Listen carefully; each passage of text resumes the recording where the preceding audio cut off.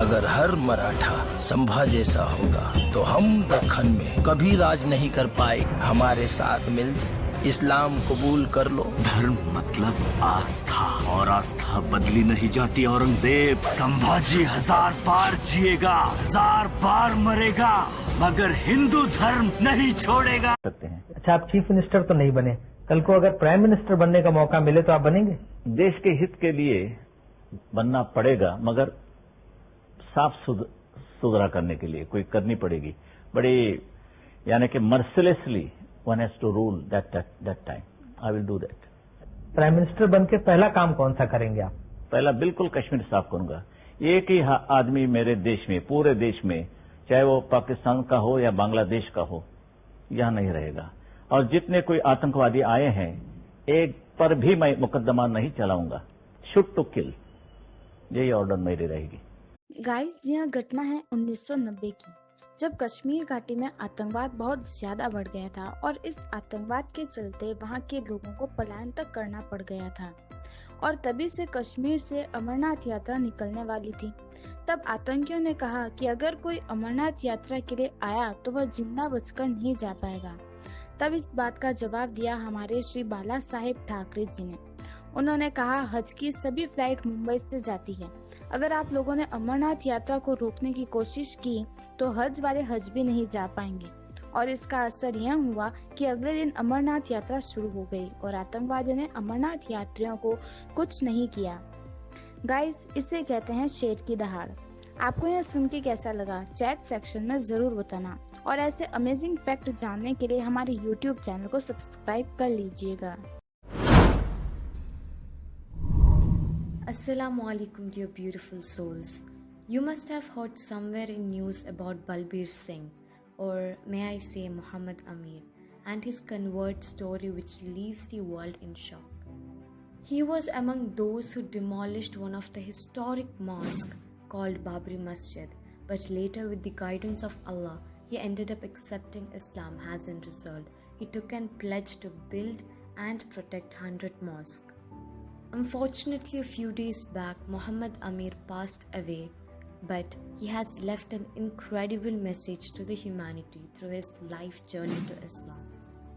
To know more, let's begin the story of Mohammed AMIR, who was once BALBIR Singh. He was born in Hindu Rajput upper caste family in a small village near Panipat.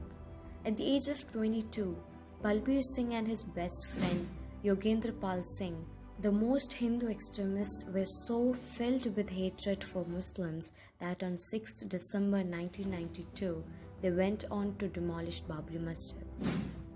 He was the first person to reach on the top of the central dome, brandishing a hammer in his hand. Struck the very first blow with his pickaxe into the central dome of Babri Masjid. It was such an heroic moment for him and his friends. BALBIR was hailed as a hero when he took back the brick from the destroyed masjid to his village. But his happiness didn't stay longer. As soon as BALBIR approached his father with his newfound fame and his role in the destruction of masjid, he was not well received. I told all this to my father, who became very angry.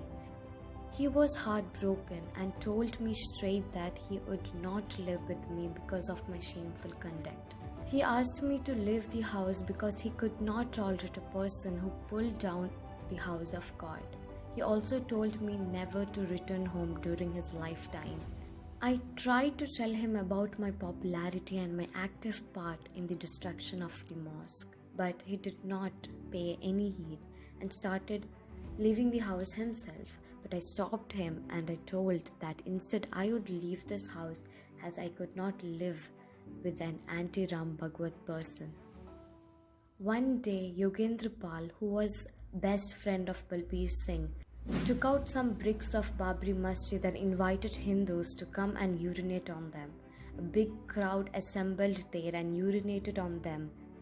This time, Allah showed no mercy. After 4 or 5 days, Yogendra became mentally ill.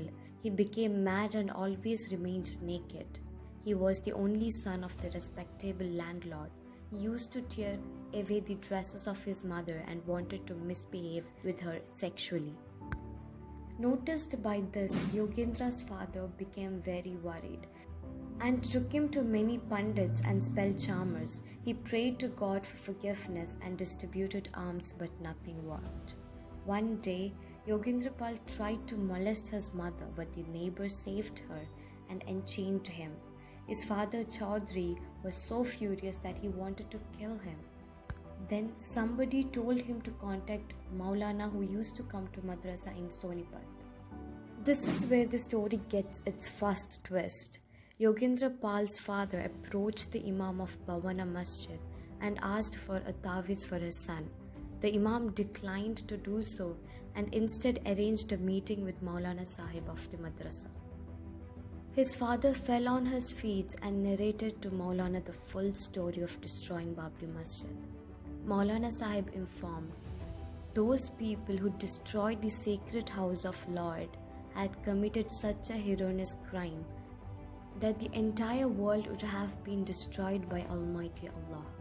This man's suffering is nothing for such as ghastly crime, but to some extent, we, the Muslim, are also at fault as we fail to convey the teachings of Islam to the destroyers of Masjid.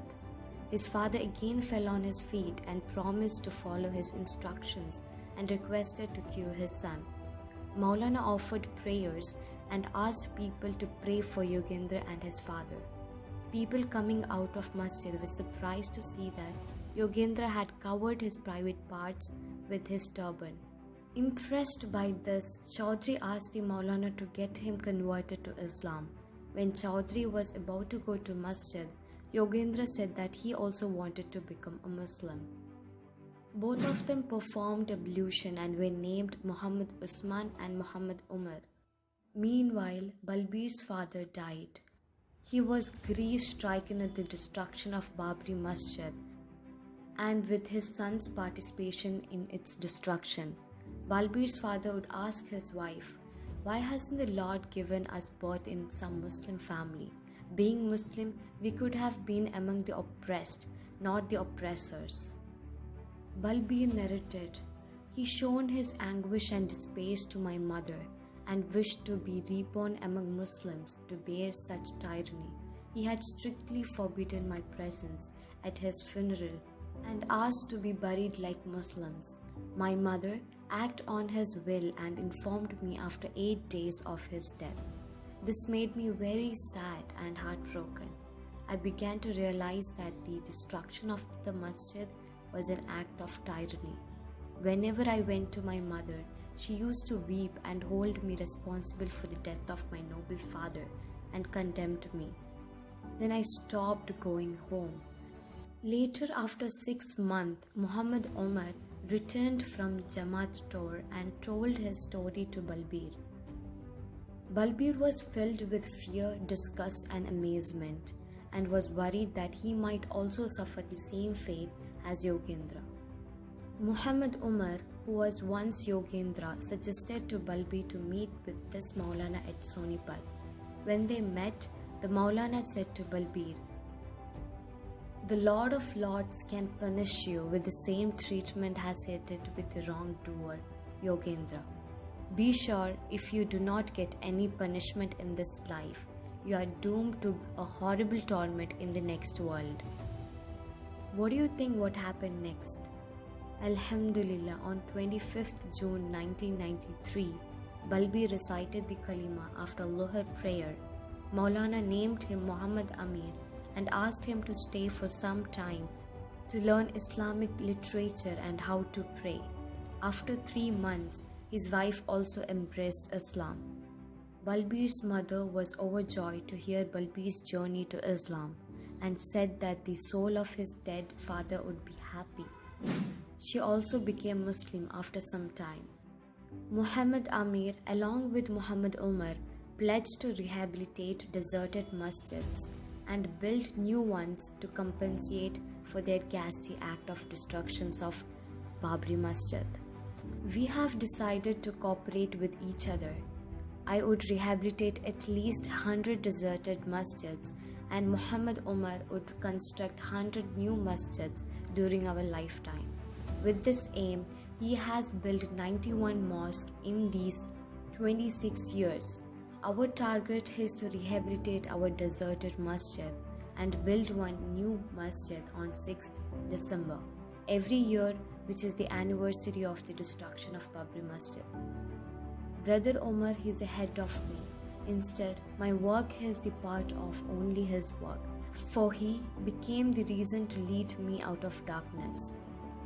My personal experience has told me that the destruction of Babri Masjid would have never occurred if members of Hindu masses knew something about Islam, Quran, masjids and Muslims.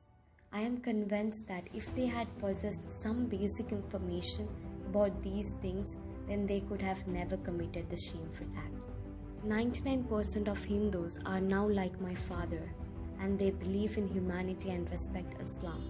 My father died as non-Muslim because nobody extended dawah to him. Verily, it is Allah who turns our hearts towards Islam. Undoubtedly, hidayah to the right path is in the hands of Allah. May Allah guide all of us. Ameen. Let me know what you think about this video in the comment section below. Until then, Assalamu alaikum.